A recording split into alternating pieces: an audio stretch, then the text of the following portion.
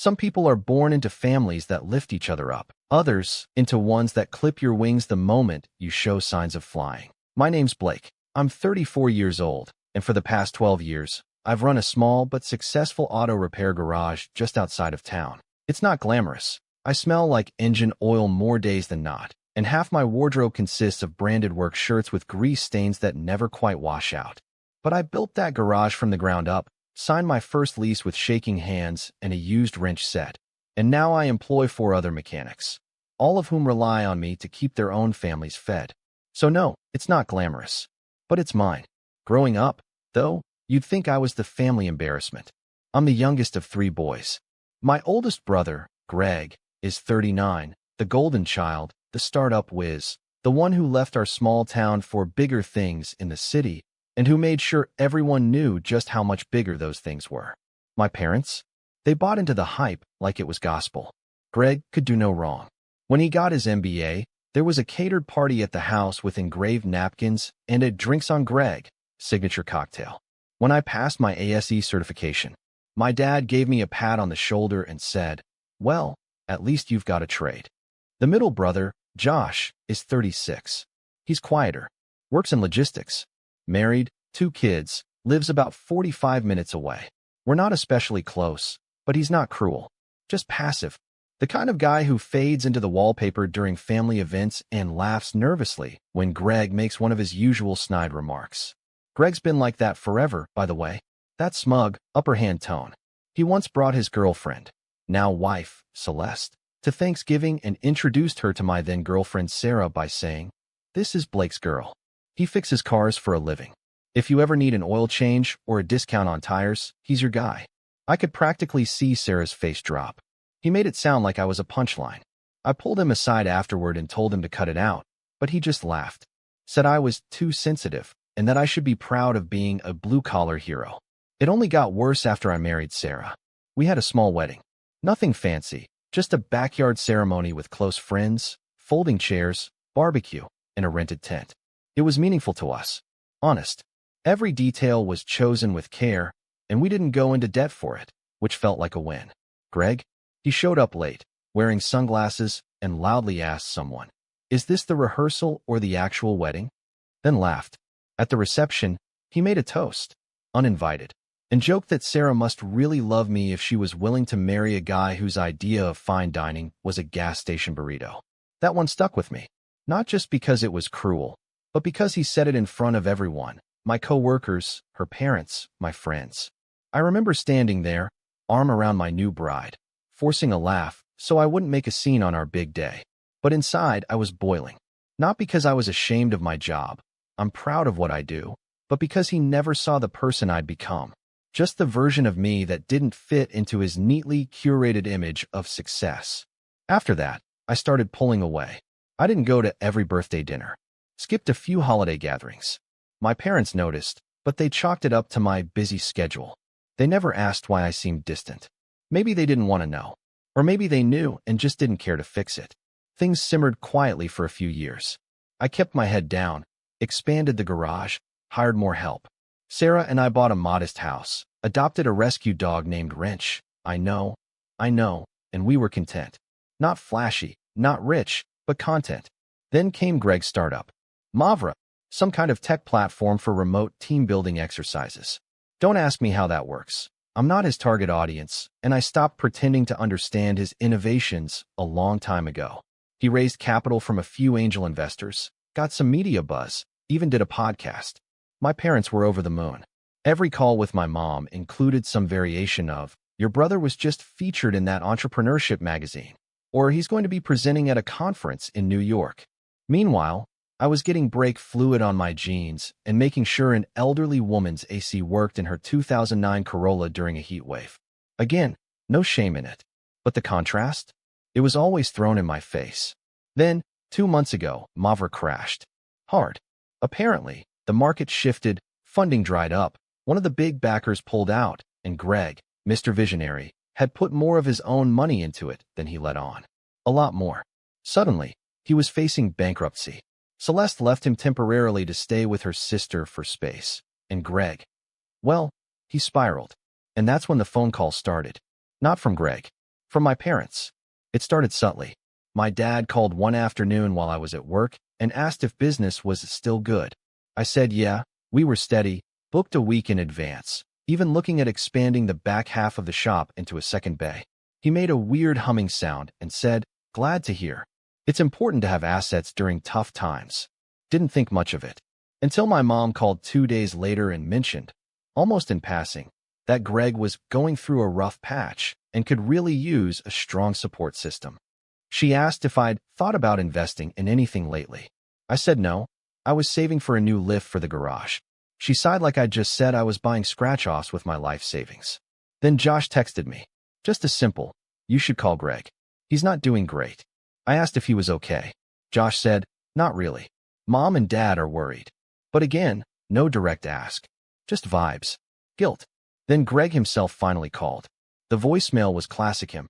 "Blake, it's me. I know we haven't always seen eye to eye, but I could really use your help. Call me back." I didn't. Instead, I had dinner with Sarah that night and told her everything. She didn't say much at first, just listened, nodding slowly as she ate. Then she put her fork down and said, "You know what's coming, right?" I did. I just didn't want to admit it. The next Sunday, we went to my parents for dinner. Big mistake. The moment we walked in, my mom kissed my cheek like nothing was wrong, then said, "I'm so glad you're here. We've all been talking, and there's something important we need to discuss." The table was already set. Greg was there, pale, thinner, looking more tired than I'd ever seen him. He tried to smile when he saw me, but it didn't reach his eyes.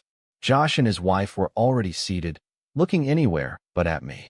I hadn't even taken my jacket off before my dad clapped his hands and said, "All right, let's get to it." And what he said next, that was the moment everything changed. I should have turned around and walked out right then, but I didn't. I stood there, coat half on, half off, watching my family's carefully rehearsed performance unfold like they were about to stage a heartwarming intervention. Except it wasn't about helping someone through rehab or saving a marriage. No, this was about me giving up everything I'd built to rescue the golden boy from the consequences of his own ambition. "We've been thinking," my dad began, looking me dead in the eye, "that this is a real opportunity for the family to come together. Greg has always been the dreamer, the visionary. He's broke," Josh muttered, then winced, like he hadn't meant to say it out loud. My dad shot him a glare. "He's not broke. He's just in a temporary situation. A setback. Great men face setbacks." Sarah reached over and gently touched my wrist under the table. A silent signal. I didn't say anything. Not yet. Mom smiled tightly and added, "Your brother has a plan. A good one. He just needs a little time and a little help." We all agreed that it makes the most sense for the family to invest in him again. And since you've got the garage, there it was. The line. The one they'd been building up to all week. I felt it drop like a cinder block in my stomach. "What about the garage?" I asked, though I already knew. Greg leaned forward then, like he couldn't help himself anymore. "You've got equity. Real property. Equipment. You could sell off some of it, maybe refinance the land, float a bridge loan for 6 to 12 months. I could get Mavra back on its feet. The investors would come back if they saw a bit of cash flow. This isn't charity, Blake. It's strategic." He actually used that word. Strategic. I blinked. "You want me to sell part of my garage to fund the same startup that already tanked?" He didn't flinch. "You've always been the guy who works with his hands. I'm the one who works with ideas. You've got the physical capital, I've got the intellectual capital. Together." Stop. I didn't mean to cut him off like that, but it just came out. "You're asking me to bail you out. We're asking you to help your family," my mom corrected, like this was some kind of group hug moment. "Greg's your brother. And I'm your son." I shot back, more sharply than I intended. "Do you even hear yourselves right now?" Dad crossed his arms. "Don't get defensive, Blake. We're just trying to have a civil conversation." I stood there for a moment, just absorbing it all. The smell of roast chicken in the air. The fake cheer in my mom's voice. Greg sitting there, dressed in some designer casual thing with a watch that probably cost more than my welding rig. And somehow, I was the one expected to sacrifice everything. Josh finally spoke up again. "It's not right to put all of this on Blake. He's got a business to run. A family." Mom turned to him, exasperated. "You said you couldn't help because of the kids' school tuition, Josh. We understand. But Blake has always had more flexibility." "Flexibility?" I repeated, almost laughing. You think owning and running a business is flexible? I work 6 days a week. I haven't taken a real vacation in 3 years. I'm on call for emergencies. My name is on every piece of paperwork. But because I don't wear a suit or pitch to VCs, you assume I have money just lying around. Greg shook his head. This isn't about pride, Blake. It's about doing the right thing. You've got steady income. You're not at risk the way I am. Exactly, I snapped. You're the risk, not me. And you want me to gamble my entire livelihood because you took a chance and lost. He frowned. I didn't lose. The market shifted. No, I said coldly. You lost. You bet big. You burned through investor money. And now you're here asking me to burn down the only thing I've built because you still think you're the smartest guy in the room. The room went silent. I could hear the fork Josh's wife dropped clink against her plate. My dad stood up. Enough. But I wasn't done. No, not enough, I said. You want to talk about family? Let's talk about family. Where was Greg when I was fixing up the garage with secondhand tools and no AC in the middle of July? Where was he when I pulled a 72-hour shift during that storm because half the town's trucks broke down and people needed help? Where was any of you? Sarah finally spoke, her voice soft but firm. Your family didn't even offer to help us with the wedding. But now you expect Blake to sell his business for Greg's company. My mom winced. We thought you wanted a small wedding. No, Sarah said, eyes steady. We wanted a wedding we could afford. There's a difference. And when Greg made that toast. Oh, come on, Greg groaned. That was a joke. You're really still mad about that? Yes, I said, standing up. Because you humiliated me in front of my wife's family.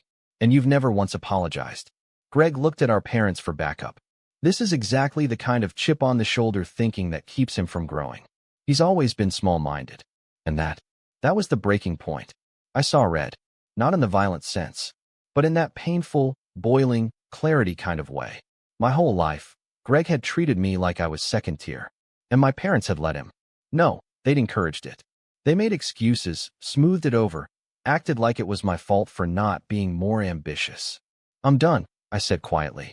Mom blinked. What do you mean? I mean I'm done pretending this is a family.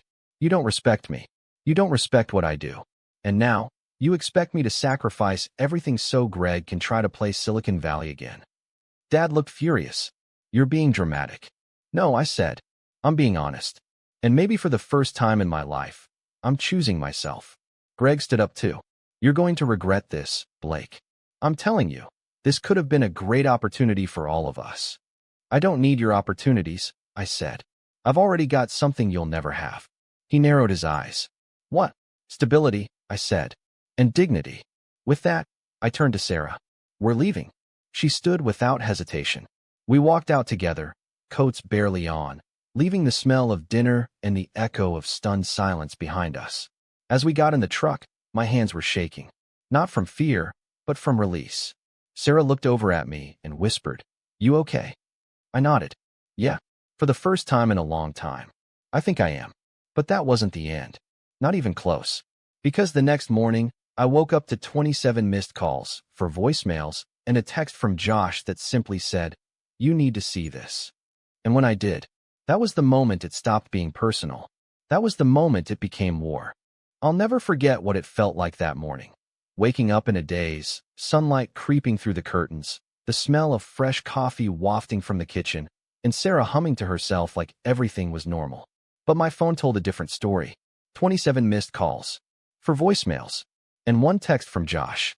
You need to see this. My heart was already racing as I unlocked my phone. The first voicemail was from my mom, her voice cracking with forced calm. Blake, honey, I really think you're overreacting. We should talk. It's not fair to shut the whole family out over one dinner. Greg was just passionate. Call me, okay? The second was from Greg, and it made my skin crawl. Wow. Real mature move, Blake. Walk out like a drama queen and ignore the one time we actually needed you. But hey, maybe if your ego's more important than your family, you're not the man I thought you were. Third voicemail. Dad, Blake, we raised you better than this. I don't know what Sarah's feeding you, but you're throwing away decades of family loyalty over nothing. You better come around before it's too late. And the last one, that one was quiet. Just Greg again, muttering. You'll regret this. I swear you will. I was about to throw the phone across the room when Sarah stepped into the bedroom with 2 mugs in her hands. She caught the look on my face immediately.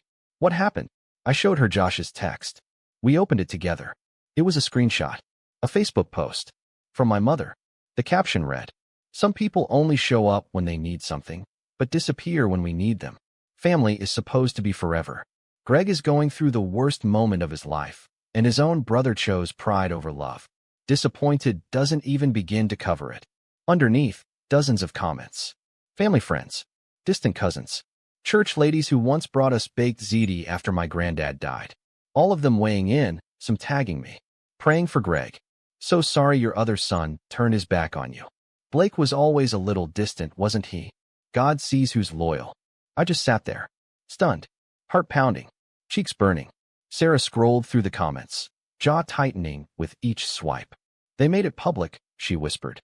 "They made you the villain." And they had. Suddenly, I wasn't just the black sheep.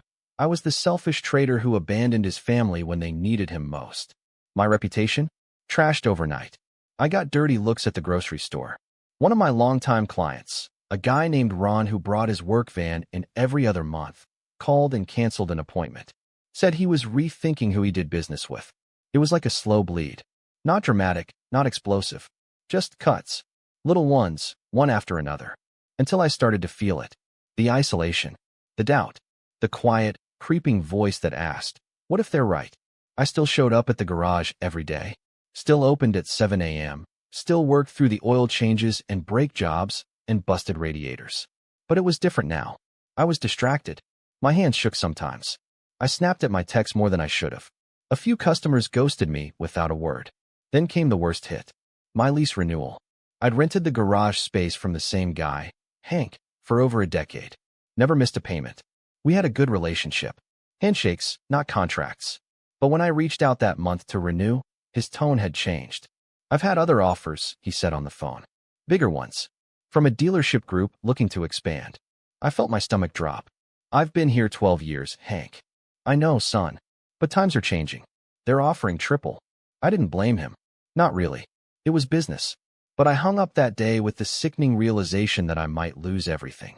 The walls started closing in. I couldn't sleep. I couldn't focus. Sarah caught me just staring at the wall one night, my hands clenched in my lap like I was waiting for something to explode. "You can't let them win," she whispered. I looked at her, and something broke inside me. "They already have." But she shook her head. "No, not yet. You're still breathing. You're still you." I don't know what it was about the way she said it, like she was reminding me of something I'd forgotten. But that night, I opened my laptop and pulled up an old folder I hadn't touched in years. Business plans. Sketches. Photos of the shop from when I first started. Notes I'd scribbled in the margins of receipts, dreaming about expanding. And buried deep inside, a list. If I ever own my building. Install second lift.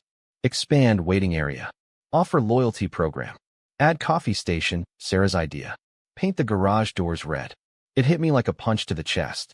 I'd been playing it safe for too long. And now I had nothing left to lose. That night marked the start of something new. Not a dramatic comeback montage. Not a Rocky-style training sequence. Just quiet determination. I met with a real estate agent the next day. Told her I wanted to buy my own property. Something I could own, outright. Something no one could take from me. She blinked. "Industrial property's expensive right now." "I know," I said. "But I'm not looking for pretty. I'm looking for possible." It took weeks. I drove to the outskirts of town, scouted old lots, made calls, ran numbers. I almost gave up twice. But then I found it. An old muffler shop near the highway, half abandoned, with cracked windows and weeds poking through the asphalt. It was perfect. Ugly, forgotten, and full of potential. I scraped together every penny I had.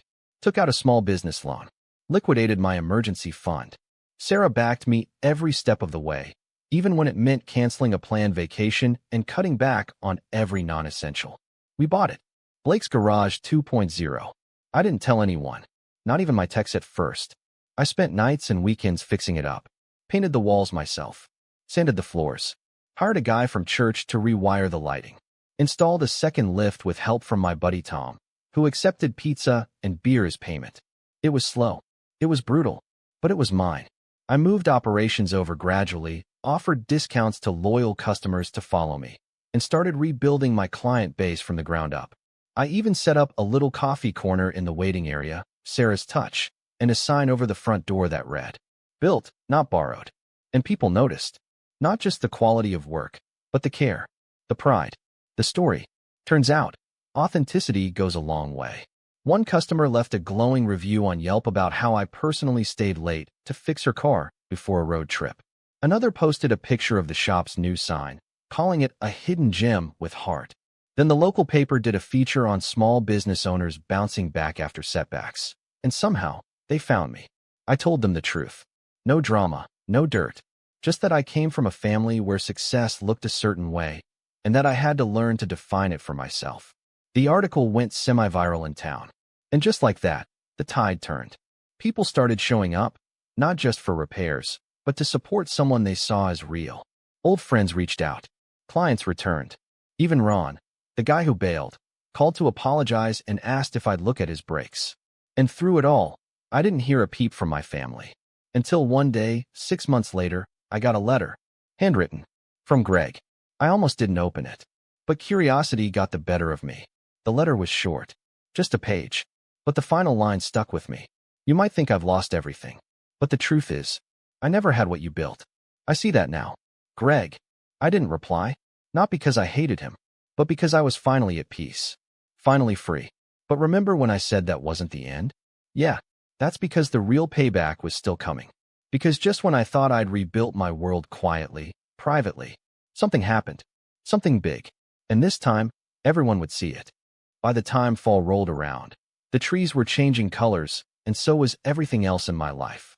Business at the new garage was steady, more than steady, actually.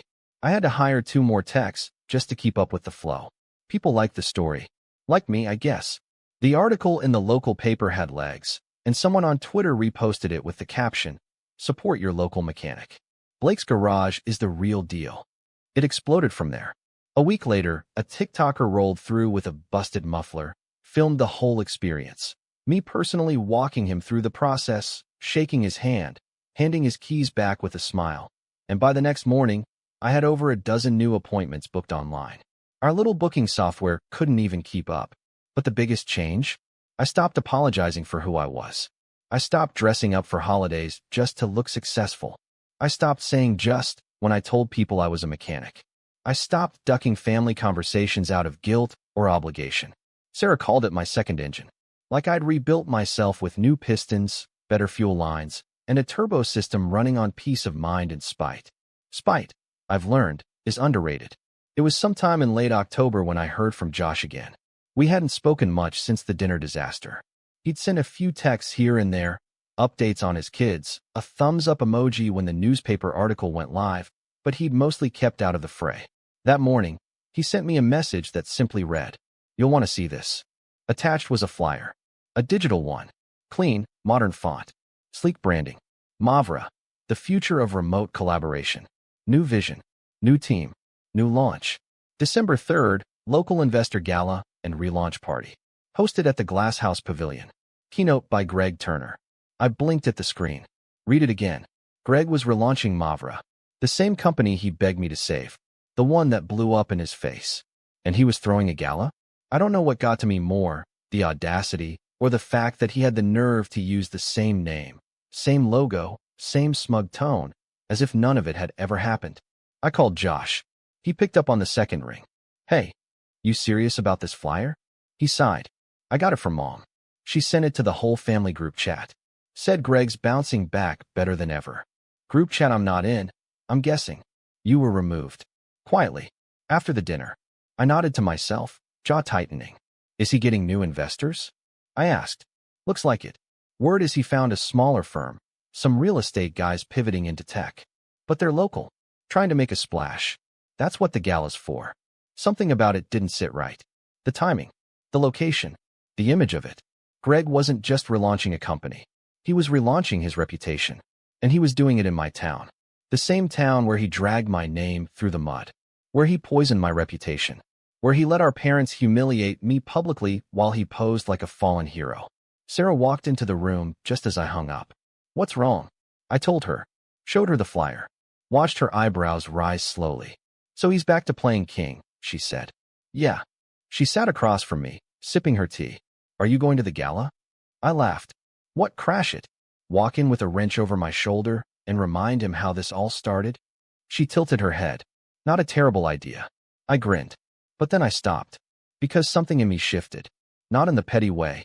Not in the I'm going to ruin his night kind of way. More like, what if this is the moment I stop playing defense? What if, instead of just moving on? I make a point. I spent that night at the shop alone.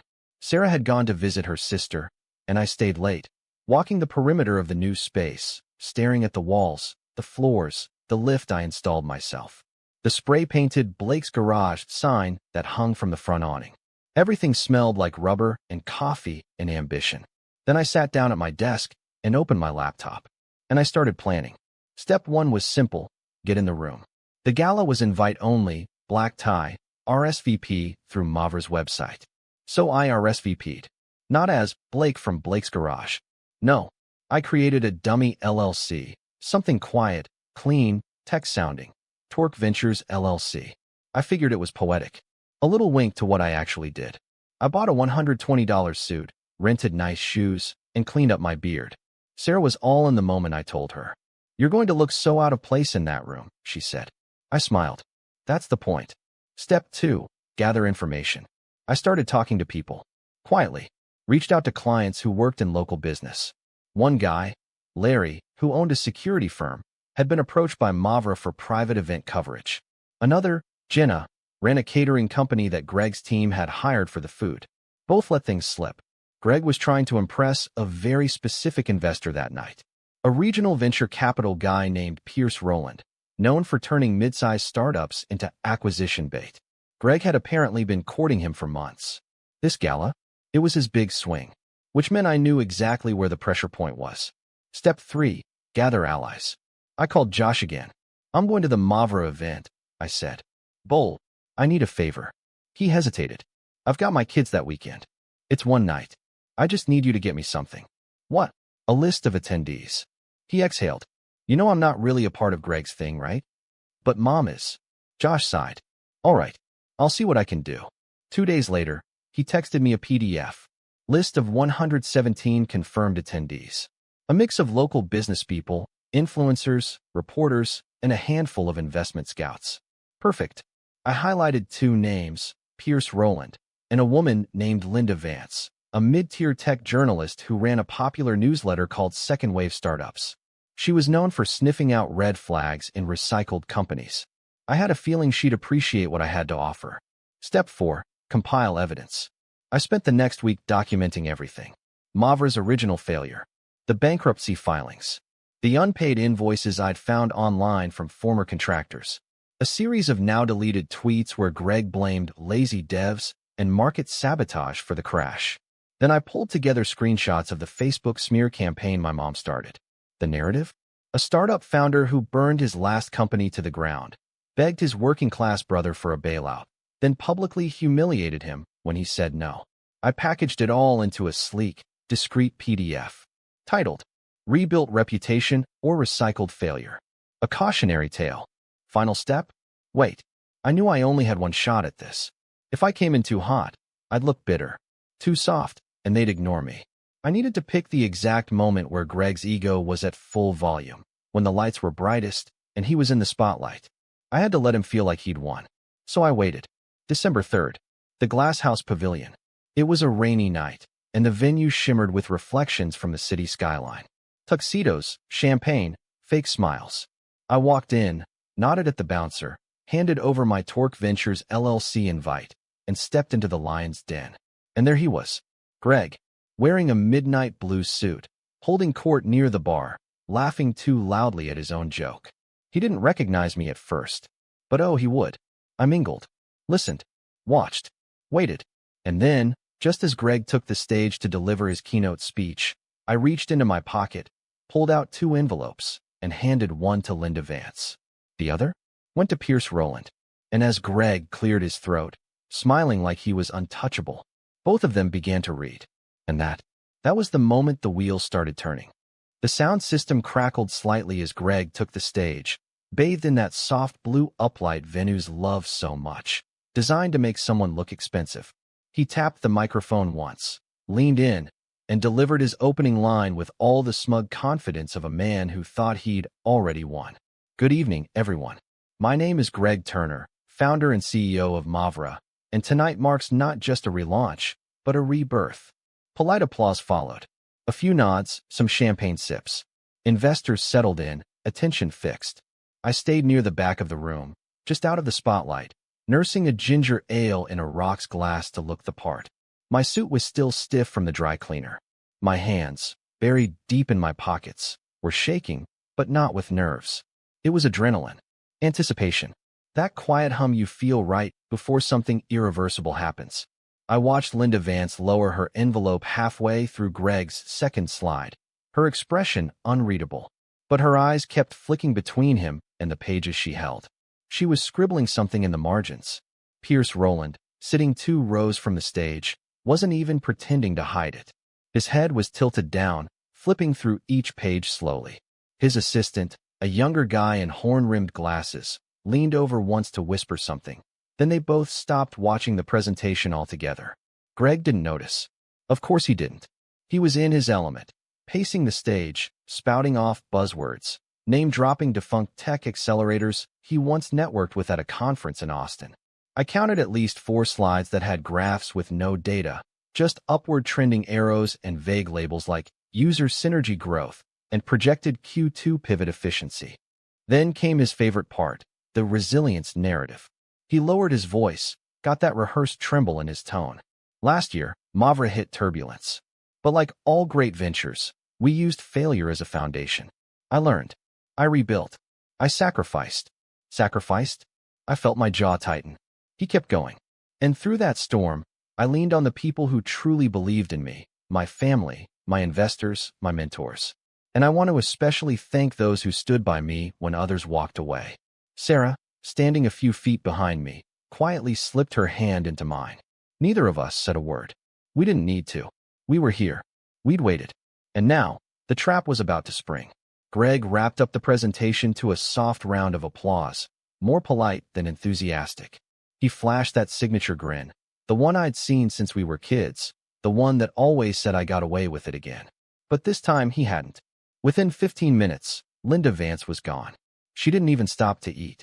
Just disappeared out the side entrance, envelope in hand, phone already pressed to her ear.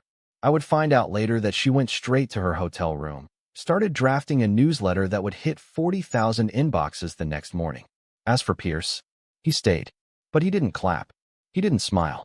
When Greg finally made his way down to schmooze and pose for photos, Pierce intercepted him near the bar. I couldn't hear what was said, but I watched it all. Greg approached with his arms out, clearly expecting congratulations. Pierce didn't even shake his hand. He handed Greg the now creased envelope, said something short, 1 sentence, maybe 2, and turned away. Greg stood frozen for a second, confused, flipping through the pages as the color drained from his face. I saw his fingers twitch slightly, like he wasn't sure whether to throw the papers down or fold them into his jacket. He chose the latter. Barely. It was poetic. The crowd didn't notice. Not yet. But the storm had started. Within an hour, 2 investors slipped out early. One of them was approached by Greg's assistant near the exit. Judging by the hand gestures and rapid blinking, it didn't go well. The buzz around the cheese table had shifted. I overheard phrases like, "Wasn't this the same company?" And "That's not what he told me last quarter." And then, just as Sarah and I were slipping out the door, Greg saw me. Our eyes locked across the lobby. I didn't flinch. I didn't smile. But he knew. I could see it in the way his expression dropped, his lips parting just slightly, the muscles in his jaw clenching like he'd bitten down on a wire. I didn't stop walking. I didn't need to say a word. I'd already spoken through the receipts. The fallout came fast. The next morning, Linda's newsletter dropped. Headline: Mavra, the phoenix that forgot it already burned. It was brutal. She detailed the history of the company, its collapse, the unpaid contractors, the public smear campaign launched against dissenters, aka me, and the fact that Greg had rebranded the exact same shell with new window dressing, hoping no one would notice. She called out the gala as a smoke and mirrors attempt to lure fresh capital from local investors unfamiliar with the company's past behavior. She even included a link to the Facebook post my mother wrote, the one blaming me for Greg's failure. Under it, she asked, If this is how leadership treats family, imagine how it treats employees. It went viral within hours. By lunch, Mavra's new Twitter account was locked. The website was under maintenance, and Pierce Rowland released a statement through his PR team saying he had declined to pursue further involvement with the company after discovering material misrepresentations in its relaunch narrative. That phrase, material misrepresentations, was like a death knell. 2 days later, Greg posted a 3-minute Instagram video. He was sitting in his car, hoodie pulled up, voice trembling. Not from tears, Greg doesn't cry, but from sheer frustration. He blamed internet trolls and bad actors for sabotaging his relaunch. Said he'd been targeted. Claimed the journalist had an agenda. It was pitiful. I didn't respond. Didn't need to. Everyone else did it for me. Comment sections were flooded with stories from ex-Mavra employees, unpaid interns, and even an old college roommate of Greg's who wrote, "He used to steal protein bars from my drawer and say he was repurposing excess calories." This checks out. But the final blow came from an unlikely place. My father. He called me a week later. I let it go to voicemail. "Blake, your mom and we saw the article. It's a lot. We didn't know everything, and we should have asked more questions. Look, I know we messed up. Just give us a call when you're ready." He sounded tired. Smaller. I didn't call him back. I waited. Another week passed. Then Sarah and I hosted a small end-of-year barbecue at the garage for friends, employees, and loyal customers. We grilled ribs behind the lift bay, played music, let kids paint tiny car shapes on old hubcaps as keepsakes. It was wholesome, easy, real. Sometime during dessert, Josh showed up. He was holding a box. Inside, a set of old family photos. Me and Greg at ages 9 and 14, covered in mud from a backyard football game. One of Mom holding all 3 of us in front of the Christmas tree. And at the bottom, a framed photo of my wedding. The one where Greg made the awful toast. Someone had cropped him out. Josh cleared his throat. "Mom gave these to me. Said maybe you should have them now." I looked up at him. "What changed?" "She read the article," he said simply. Then she read the comments. He didn't stay long. Just hugged me once and left. That night, Sarah and I stood inside the shop, surrounded by laughter, music, and the smell of charcoal and motor oil. She looked up at me and smiled. "So now what?" I thought about it for a second. Looked around at everything we'd built. The coffee corner, the fresh red doors, the sign above the lift that read, "Blake's Garage, built, not borrowed." I put my arm around her and said, "Now we keep building." Because the truth is, revenge isn't about destroying someone else. It's about making sure they can never destroy you again. And from where I was standing, I'd already won. That they have. Phthalates. Phthalates is one, bisphenol A is another, and so on. So there are other, and by the way, well, we'll come back to that later. So yes, we can measure those, but measuring microplastics, particularly if we're going to go into your brain or into your testicles, into a woman's placenta, obviously that's much more difficult. So they're not the same, but the microplastics, what they are is the actual pieces of plastic that carry the plasticizers along with them. So they kind of piggyback on. So they do double damage because they carry the chemical harms and they also physically enter the cells, right? So you remember, I'm sure asbestos you know about, and silicosis. And these were other examples of particles that went into the body and conveyed both chemical harm and physical harm, like inflammation and so on and so forth. So they're all bad, but they're not identical. And what we studied in the Plastic Detox, which is the film, we did not study any microplastics. We studied the plasticizers. So you probably remember, I think I told you last time, well, why should you remember anyway? They're water soluble. And so you remember that? So they go into your urine and then they're pretty easy to measure. So I'm going to give this to you. This is a kit. Open her up, and I'll tell you what. Okay. Learn what's inside. All right. It looks like you pee in that? Okay. That's right. keep going. And there's more stuff in there? Yep. Okay. Something to send it back. Right. And then this looks like biohazard bags. To put your pee in. Pee doesn't kill anybody. and, and this is, it's got a QR code on it. Say hello to a healthier you. So those are ways to find out ways to lower your exposure. Okay. Yeah. I know a lot of people get these harmful chemicals from drinking coffee, hot liquids, out of paper cups.